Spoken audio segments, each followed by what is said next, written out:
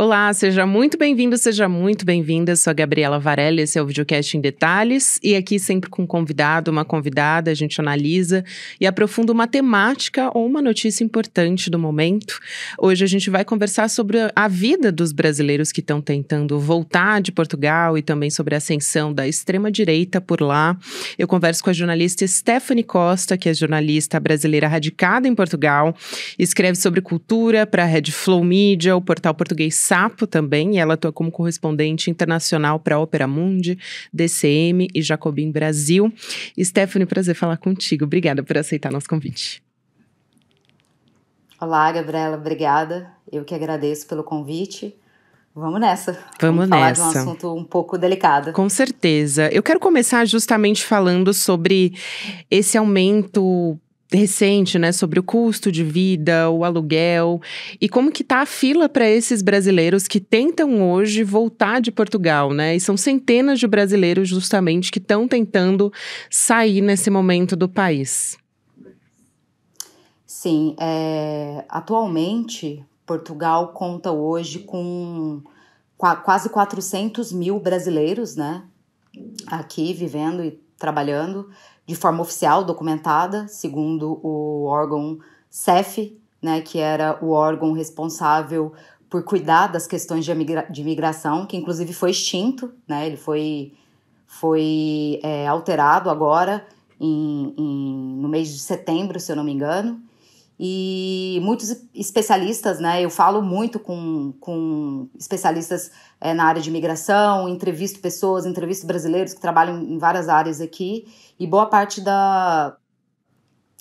desses especialistas falam que são quase 400 mil brasileiros legalmente, só que se a gente contar aqueles brasileiros que não possuem documentação ainda, né, que estão na fila da documentação, e hoje são aí mais de 153 mil na espera. E se a gente também conta aqueles brasileiros que possuem, quer dizer, cidadania, né, de algum outro país da União Europeia, ou então a própria cidadania portuguesa, hoje a gente pode dizer que a gente já tem quase 800 mil brasileiros vivendo em Portugal, o que representaria aí 8% da população, já que Portugal não chega nem a 11 milhões de habitantes, né? São 10 milhões e meio, mais ou menos. É muita gente. Então, é muita gente. E esse fluxo, ele aumentou, veio, né, aumentando de 2017 para cá, né? Havia tido uma pausa, sempre teve muitos brasileiros vivendo em Portugal, obviamente, né? Até pela proximidade, né, cultural, pela questão da língua, enfim. Mas de 2017 para cá houve um aumento, né, dessa migração de brasileiros, e hoje eu posso te dizer que nós estamos ocupando espaço em todas as camadas da sociedade, né, em todas as áreas. Hoje se encontra mais brasileiros, por exemplo, trabalhando na restauração, que aqui seria serviços de restaurante, bar, no turismo, no comércio, mas se você der uma volta aqui, por exemplo, para Lisboa, você vai encontrar brasileiros trabalhando em todos os setores. E eu te pergunto, Stephanie, o que você tem observado que são as maiores reclamações, né, vamos dizer assim, dos brasileiros que estão morando por aí, né? Porque eu citei, por exemplo, a crise imobiliária, né? Então, os preços dos aluguéis estão muito altos, dispararam, e isso dificultou muito a vida dos imigrantes, mas eu queria saber se você tem conversado com esses brasileiros e o que eles têm relatado, quais são os maiores problemas e o que estão levando esses brasileiros a quererem voltar justamente para o país deles, né, de origem. Não, com certeza. Eu até fiz uma matéria muito interessante no início do ano, se chama Portugal, País da Casa Imprópria. Quem procurar aí pesquisar no Google vai encontrar. Que essa crise de habitação aqui em Portugal, ela não atinge só os brasileiros imigrantes, mas atinge a própria população portuguesa. Com a questão da gentrificação, né, e da especulação imobiliária, os aluguéis e as rendas aqui estão, assim, numa situação bem complicada. Hoje, para vocês terem uma noção, para se viver aqui na Grande Lisboa, num apartamento que eles chamam de T1, né, que seria um quarto, a pessoa tem que desembolsar aí, no mínimo, né, em média, 1.400 euros, sendo que Portugal hoje possui um dos menores salários da União Europeia, né? Que são 760 euros, mas com a aprovação do novo orçamento de Estado, no ano que vem vai passar a 820, se eu não me engano. Mas ainda assim é muito baixo, né? Para o alto custo de vida que tem e pelo valor das rendas que são absurdas. E boa parte da população daqui, e aí inclui os imigrantes também, ganham na faixa do salário mínimo, né? Então fica praticamente impossível arcar com as rendas e com aluguel para uma família, né? E isso faz com que muitos brasileiros passem a dividir quartos.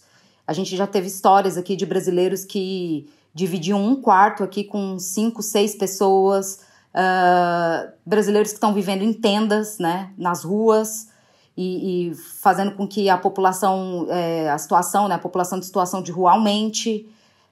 Então, assim, é uma situação muito difícil, de um sofrimento, assim, inacreditável e que atinge principalmente as mulheres. As mulheres brasileiras são as mais atingidas, né? Porque, além da questão econômica, né, também tem a xenofobia, que, claro, atinge todos os brasileiros, mas com a mulher é sempre um pouco mais agressivo, né? Sempre um pouco mais violento.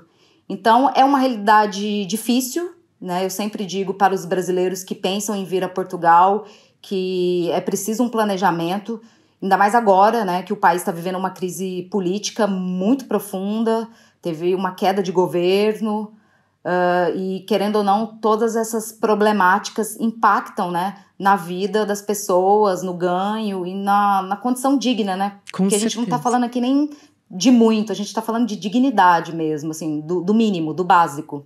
Eu acho muito interessante esse recorte de gênero que você traz, né? Como normalmente as mulheres são as mais atingidas em todas as mazelas, né? Quando a gente fala sobre questões sociais, mas é importante também, você falou sobre a gentrificação, eu vi algumas reportagens, por exemplo, de brasileiras, principalmente mulheres, como você disse, morando em áreas que são de pessoas muito ricas, ganhando salários mínimos e vivendo em tendas nas ruas, né? Então, tem aí essa disparidade, né? Quando você olha para onde elas estão morando, isso chama muita atenção. Agora, aproveitando que você deu esse gancho, Stephanie, eu acho que vale muito a pena a gente explicar o que aconteceu em Portugal esse mês. Antes, até de entrar, né, na questão da ascensão da extrema-direita, que foi uma coisa que eu comentei no início do programa, explicar o que levou à renúncia do primeiro-ministro, né, qual que é o contexto político em Portugal, porque é bastante diferente a formatação política em Portugal é muito diferente do Brasil, então explicar um pouco isso. E também veio a público nessa semana, né, que essa operação justamente que derrubou o primeiro-ministro pode ter trocado o nome de premier-ministro, né, então tem essa questão também, eu acho muito importante a gente esclarecer toda essa confusão. Eu costumo dizer que quanto mais eu vivo em Portugal, mais eu entendo o Brasil, né? É uma coisa, assim, muito engraçada. Bom, vamos lá. A gente foi pego de surpresa, né? No dia 7, acho que foi no dia 7 de outubro. 7 de novembro, desculpa. Com essa queda do primeiro-ministro, que caiu, né? Porque o Ministério Público havia dito que ele foi pego em escutas, né? Que haviam escutas colocando em esquemas de corrupção, de lavagem de dinheiro, de favorecimento, que envolve aí um projeto de extração de lítio aqui no Vale de Cisne, em Portugal. E nessas escutas, o chefe de gabinete do primeiro-ministro, que é o António Costa, aparecia, né? Outros, o Galamba também, que era o ministro das infraestruturas, se eu não me engano, também estava envolvido, e o António Costa. Só que foi tudo muito rápido, né? Quando a gente viu as chamadas em todos os telejornais, a pergunta já era: o António Costa, que é o chefe de governo, porque aqui é parlamentar, tá, gente? É parlamentarismo. A gente tem o presidente, que é o Marcelo Rebelo, né? O Marcelo Rebelo de Sousa, que muitos brasileiros conhecem, ele já esteve aí no Brasil. E temos o primeiro-ministro, que é o chefe mesmo do executivo, né? O chefe do parlamento. Então, quando o Ministério lançou essa notícia para a imprensa, de que ele tinha sido pego, né, nesse esquema de corrupção, imediatamente ele fez um pronunciamento renunciando ao cargo, né, dizendo que ele não poderia ocupar o cargo de primeiro-ministro enquanto existissem dúvidas a respeito do caráter dele, que ele não era digno de ocupar aquele espaço, e que ele havia apresentado o pedido de demissão para o presidente da República e o Marcelo Rebelo aceitou. E tudo isso foi no mesmo dia, assim, questão de horas, né? E quando isso acontece, quando o presidente aceita a demissão do primeiro-ministro, ele tem duas possibilidades, né? Chamar para a nomeação de um novo primeiro-ministro, né? Junto ao parlamento, ou derrubar o governo e chamar eleições. E foi exatamente isso que o presidente Marcelo Rebelo de Souza fez. 3 dias depois de se reunir com os líderes, né, dos partidos no parlamento, né, na Assembleia da República, ele anunciou as eleições para o dia 10 de março do próximo ano, e o Antônio Costa foi afastado, né? Só que, assim, 2 dias depois de todo esse anúncio da queda do governo, aparece uma nova notícia do Ministério Público afirmando que houve um erro na transcrição das escutas, que no caso não era o Antônio Costa primeiro-ministro, e sim o Antônio Costa Silva, né, que estava envolvido aí nesses trâmites dessas escutas, né. E aí a gente ficou assim em estado de choque mesmo, porque querendo ou não é algo muito corriqueiro para se derrubar todo um governo. E, inclusive, o Antônio Costa, o primeiro-ministro, que é do Partido Socialista, eles possuíam a maioria de cadeiras, né, a maioria na Assembleia da República. Então, era um governo onde nada se passava sem a aprovação do Partido Socialista. Todas as votações, né, dependia desse fechamento com o PS, por ser maioria. Então, assim, o governo caiu, né, o país entrou em crise profunda por conta de um possível erro de digitação do Ministério Público, que deixou, ao invés de colocar Antônio Costa Silva, colocou apenas Antônio Costa, e aí o primeiro-ministro do governo caiu, e a gente está aí nesse momento, né, aguardando para ir às eleições no próximo ano, em março do ano que vem. É surreal, né? Seria o ministro da Economia, que foi confundindo com o premier. Realmente, assim, parece uma sitcom, né? Assim, um filme de comédia, porque é difícil de acreditar. Mas, Stephanie, o Ministério Público de Portugal se manifestou a respeito disso? O que eles estão declarando, o que eles estão alegando sobre esse erro de transcrição que levou a todo esse caos, né? Bom, a própria nota foi do Ministério Público, falando que tinha acontecido um erro, né? E que, no caso, era o Antônio Costa Silva, o ministro da Economia. E não sei se foi 3 ou 4 dias depois, os políticos, os ministros que foram indiciados que foram presos, né? Inclusive o chefe de gabinete do primeiro-ministro, do ex-primeiro-ministro agora, o Antônio Costa, ele havia sido detido no dia da operação, ele foi liberado, né, teve o passaporte apreendido, teve que pagar uma multa, mas vai aguardar julgamento, e outros 2 réus também, que estavam envolvidos, ministros do governo, também pagaram uma multa e vão aguardar o julgamento, o processo. Mas o que tudo indica é que realmente houve essa confusão, o Ministério Público sequer colocou o Antônio Costa como réu, né?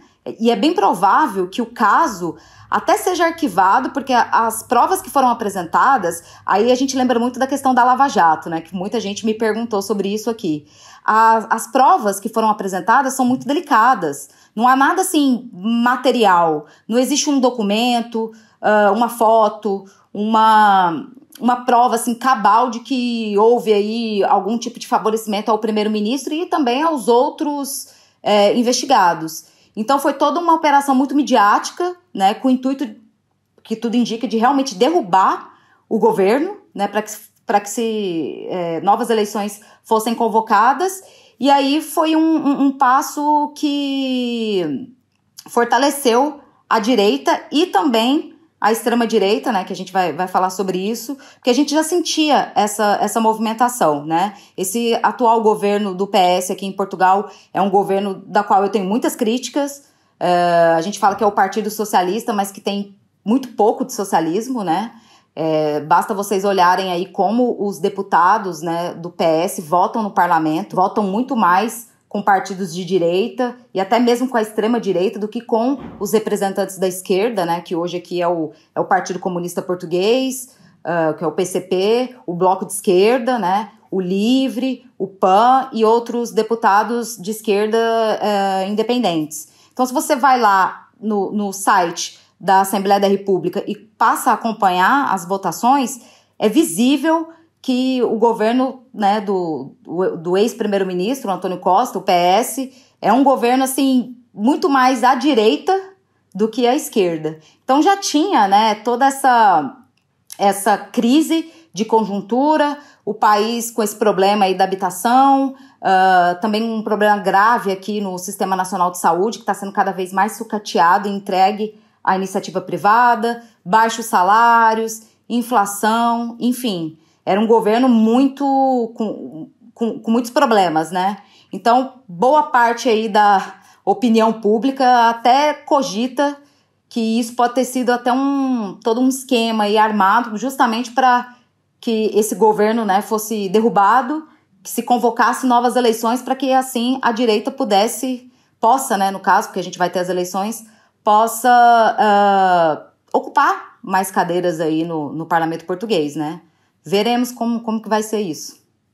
Muita gente até, você falou, né, sobre como vota o partido, muita gente eu escuto chamando de centro-esquerda, né, um nome assim, é bem peculiar e bem específico para esse caso de Portugal. E justamente muita gente dizendo que esse escândalo e toda essa confusão pode abrir caminho para a extrema-direita, já está abrindo, na verdade, então queria que você pudesse explicar quem é o Chega, esse partido que pode, inclusive, crescer muito nas eleições agora de Portugal, qual que está sendo o impacto disso? Bom, o Chega, ele é a representação hoje, né, da extrema-direita aqui em Portugal. Ele é liderado pelo André Ventura, que seria aí mais ou menos o Bolsonaro português, que inclusive tem muitas ligações aí com a família Bolsonaro, com o Eduardo Bolsonaro. Atualmente, o partido possui 12 cadeiras, se eu não me engano, 12 ou 13 cadeiras no parlamento, e isso já havia sido uma grande vitória na eleição passada, né? Que o Chega conquistou essas cadeiras no parlamento. Quando eu cheguei aqui em Portugal, em 2017, mal se falava do Chega, a única representação mesmo que havia na Assembleia da República era o próprio André Ventura, e hoje eles têm aí cerca de 12 a 13 cadeiras. Então, com essa próxima eleição, em março do ano que vem, existe aí a probabilidade que eles aumentem esse número de representação dentro do parlamento. Por quê?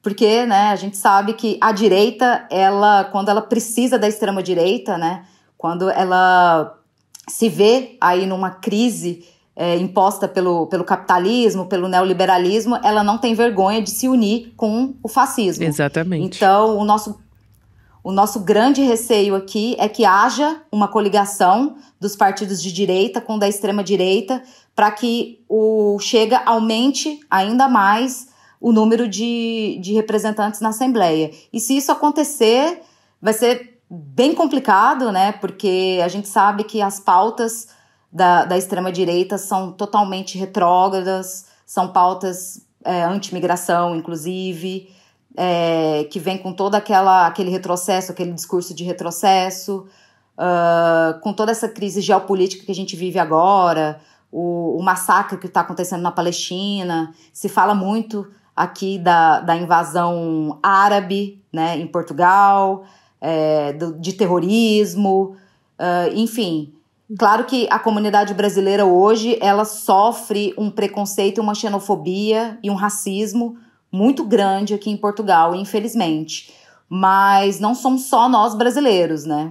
Portugal tem uma quantidade muito grande de trabalhadores indianos, paquistaneses, de Bangladesh, da própria Palestina. Então, é uma situação assim, delicada que pode se aprofundar ainda mais, né, com esse discurso totalmente anti-imigração, preconceituoso, e que faz com que o português acredite que realmente são os imigrantes que estão roubando os empregos, roubando a cultura do lugar, enfim. É uma situação assim, bem preocupante, bem delicada. Então, eu acho que as próximas eleições em 2024 serão decisivas para essa situação aqui em Portugal. E, Stephanie, aproveitando que você falou sobre isso, porque eu acho muito importante, porque a extrema-direita justamente se apropria dessas... Eles veem como oportunidade, né? Essas... questões que a gente estava falando, por exemplo, em relação à imigração, a questão econômica, a disparada no aluguel, tudo isso também vira uma munição muito forte na mão da extrema-direita, né? E a mesma coisa agora quando a gente está vendo o conflito, principalmente contra os civis palestinos.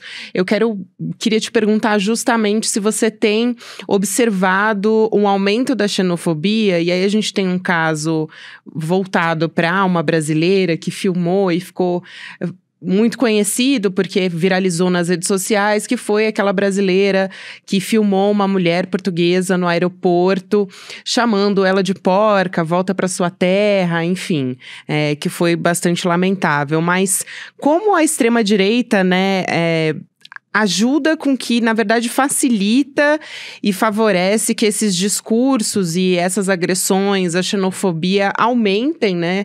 Se você acha que a gente pode ver realmente crescer vídeos como esse, né? Situações como essa, e se você tem também observado de alguma maneira, não sei se você tem até dados sobre isso, mas observado um crescimento da islamofobia justamente por conta do conflito, né? Entre Israel e os civis palestinos.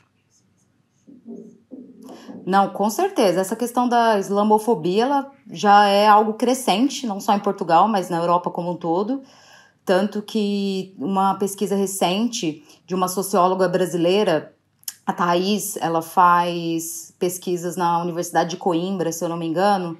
Ela já até disse que Portugal hoje pode ser colocado ali naquela faixa do discurso anti-imigração, né? Por quê? Aí vem todo esse contexto, né, da extrema-direita, desse discurso de que somos nós que estamos roubando tudo que eles têm, né? Somos nós os culpados pela crise que acontece aqui em Portugal, e o que não é verdade. Se você for olhar, a comunidade estrangeira em Portugal é a que mais contribuiu no ano de 2022, por exemplo, com a segurança social, que no caso seria o INSS, né? Eu costumo sempre explicar para muitos portugueses, né, que graças à mão de obra dos trabalhadores imigrantes, muitos portugueses conseguem a sua aposentadoria. E se você pega uma fatia dessa contribuição para a segurança social, boa parte vem dos brasileiros, né? Se eu não me engano, a comunidade estrangeira, ela contribuiu com mais de 1 bilhão no ano de 2021 para 2022 aqui em Portugal. Então, é um valor, assim, muito representativo. Só que esse tipo de informação, ele não é muito explicado na grande mídia, né? Ele passa meio que batido. Então, isso faz com que esse discurso muito facilitado, né, muito fácil de respostas simples e diretas para o ressentimento da classe trabalhadora seja penetrado na sociedade. E aí eles acreditam que os indianos, os brasileiros, os angolanos é que estão fazendo com que eles não tenham oportunidades. Sendo que Portugal também é um país de imigrantes, né? Boa parte da juventude portuguesa sai de Portugal, não vive aqui. Tanto que a crise que a gente tem no Sistema Nacional de Saúde, por exemplo, é muito engraçada, porque o Estado, ele investe nos estudantes, né? Ele forma médicos, mas infelizmente ou eles vão para o privado ou eles saem de Portugal, vão para a Espanha, vão para a Espanha também, mas vão para Inglaterra, para a França, para a Alemanha, porque o Estado não oferece um salário digno, não oferece condições dignas para que esses profissionais fiquem aqui. Então, quem que acaba preenchendo, né, essas vagas? Os imigrantes. Mas não porque querem roubar ou querem tomar conta de tudo que é dos portugueses. É porque é uma questão de necessidade mesmo, né? Já que o jovem português não opta por não ficar aqui, alguém precisa preencher, né, essas vagas de trabalho. E aí quando você vê, por exemplo, trabalhadores envolvidos com aplicativos, boa parte desses trabalhadores são vêm, né, ali do Oriente Médio, são paquistaneses, são indianos, né, ali Oriente Médio, sul da Ásia, brasileiros também muitos. Então é uma quantidade muito grande de trabalhadores. E aí esse embate, né, esse ressentimento, ele aumenta por conta da facilitação desse discurso simplista, né, de tentar explicar toda uma crise econômica através da questão da xenofobia. Então, é uma coisa muito delicada. Quando estourou o conflito ali, né, o massacre, desde o dia da primeira... 7 de outubro, do primeiro ataque sim. de Israel à Palestina. 7 de outubro, o primeiro ataque de Israel à Palestina, na semana seguinte, Portugal elevou o nível de terrorismo em alerta, né? Colocou no nível 2. E assim, aqui não tinha acontecido absolutamente nada, pelo contrário, esses imigrantes, eles sofrem muito aqui. Até mais, eu diria, que brasileiros, porque querendo ou não, a gente fala português, né? A gente consegue se virar um pouco melhor. Esses imigrantes, não, essa faixa de estrangeiros não falam português, né? Geralmente falam inglês, e aí tudo fica mais difícil para eles. Se é difícil para a gente, para eles é ainda mais.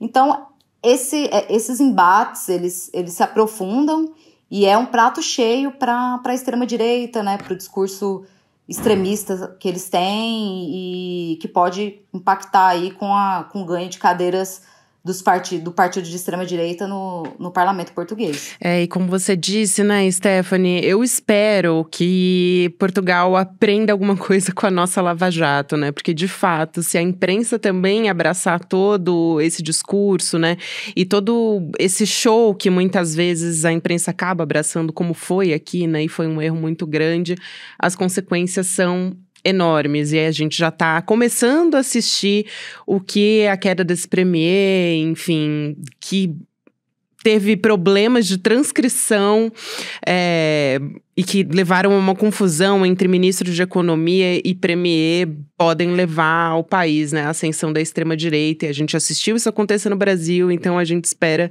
que isso sirva, né, como aquela coisa, né, de aprender com o erro do outro, né, aprender com o erro que o Brasil já cometeu.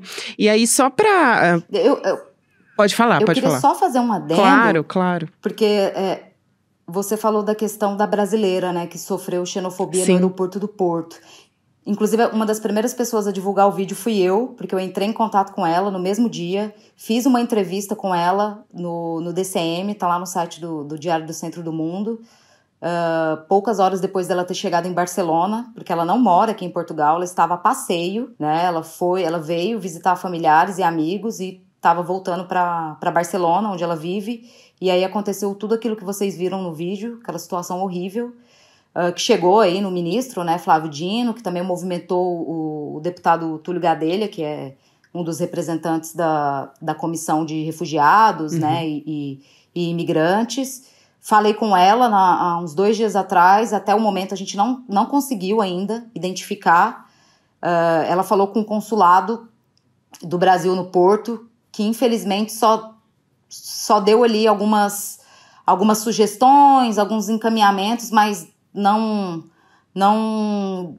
diz que não tem condições de ajudá-la de fato, né? E ela tá muito preocupada porque ela diz que tem até condição de entrar com o processo. O problema são honorários de advogado, né? Todo esse processo que tem custos elevados. E, claro, ela me pediu também para não revelar a identidade, porque ela vive sozinha. Apesar dela ter passaporte italiano, já vive há quase uma década na Europa, já morou em vários países. Ela vive sozinha, então ela, né, ficou apavorada, com muito medo, porque teve uma repercussão muito grande. E eu estou em contato direto com ela para, né, tentar ajudar da melhor forma possível também, mas por enquanto a mulher não foi identificada. E só para fechar esse tema, é importante dizer que lá no Porto, que é a região norte do país, na semana passada saiu uma reportagem muito importante, que eu acho que as pessoas também deveriam ir dar uma pesquisada, na quantidade de manifestações neonazistas aqui em Portugal. Eu não sei se vocês sabem, a apologia ao nazismo em Portugal não é crime, né? A gente teve aí um caso recente, que inclusive eu também fiz a cobertura para Jacobin Brasil, de um neonazista declarado aqui em Portugal, que ganhou um processo na justiça contra um militante antirracista, que se chama Mamadou Ba. Ele fez declarações nas redes sociais dele, acusando esse neonazista de ser um dos participantes da morte do Alcindo, que foi um rapaz cabo-verdiano que foi assassinado aqui em Lisboa em 1995 por um grupo de neonazis, do qual esse senhor fazia parte. E ele o processou, né? E a justiça deu causa ganha para o neonazista, né? O Mamadou foi condenado a pagar 2.400 euros de multa, né? Por difamação, é até uma piada, né? Falar isso, é até engraçado falar isso, mas ele foi condenado a pagar 2.400 euros de multa e agora está tentando recorrer. Eu descobri, fazendo as pesquisas, de que a juíza que o condenou já foi investigada por envolvimento com o neonazismo também. Então, assim, a gente está numa situação muito complicada porque o extremismo, o fascismo e o nazismo, eles estão aí com força em todas as esferas da sociedade.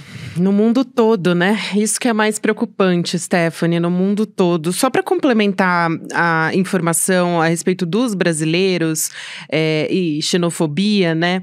Tem uma reportagem da Folha de São Paulo mostrando que a Comissão para a Igualdade contra a Discriminação Racial recebeu 168 queixas de discriminação no ano passado, 2022, para quem nos escuta. E aí, esse é um aumento de 833% desde 2017, né? Então, proporcional ao aumento de imigrantes brasileiros, que também foi muito grande nesses últimos anos. Então, é bastante preocupante. E essa informação que você trouxe a respeito do neonazismo, né? É isso. Tem sido uma consequência, né, do aumento da extrema-direita no mundo todo. Agora a gente tem também esse movimento na Argentina e deixa a gente realmente muito preocupado. Stephanie, quero muito agradecer a sua participação aqui. Foi um prazer te conhecer, enfim, conversar contigo, apesar de ser, né, uma conversa bastante delicada, como você disse, um cenário que não é muito animador pra gente, mas a jornalista Stephanie Costa é radicada em Portugal, escreve sobre cultura para a Red Flow Media, o portal português Sapo, também correspondente internacional para a Opera Mundi, DCM e Jacobin Brasil. Foi um prazer enorme te receber, tá? Seja sempre muito bem-vinda aqui ao Em Detalhes e ao ICL. Fico com o convite aqui para você voltar o quanto antes. Muito obrigada pelo convite. É só me chamar, que eu tô aí. Infelizmente é um tema que não vai se encerrar por agora, né? A tendência é que a gente tenha mais casos. Mas é isso, estamos aqui a postos. É só chamar que eu venho trazer notícias para vocês. Com certeza. Obrigada. E no caminhar das eleições a gente vai precisar conversar muito. Um beijo para você, Stephanie. Até uma próxima. O Videocast em Detalhes fica por aqui. Próximo episódio vai ao ar amanhã. Obrigada a você que me acompanhou e até mais. Abdul-Rahman Muhammad é um dos maiores especialistas do mundo na vida e legado de Malcolm X. Ele é o protagonista daquela série Quem Matou Malcolm X, uma das séries de maior sucesso da história do Netflix. Dia 23 de novembro, uma quinta-feira, às 8 horas da noite, no horário de Brasília, você não pode perder a aula histórica que o ICL traz até você. Abdul-Rahman Muhammad, o maior especialista do mundo em Malcolm X, vai dar a aula Malcolm X, o homem e a mensagem. Para você se inscrever na aula é muito simples. É só clicar no link aqui em cima ou aqui embaixo e gratuitamente e rapidamente se inscrever na aula. Se inscreve agora, não perde a aula porque é uma aula que não tem replay. E chame todo mundo que você conhece para participar. Ninguém pode perder esse evento histórico que o ICL está trazendo para vocês.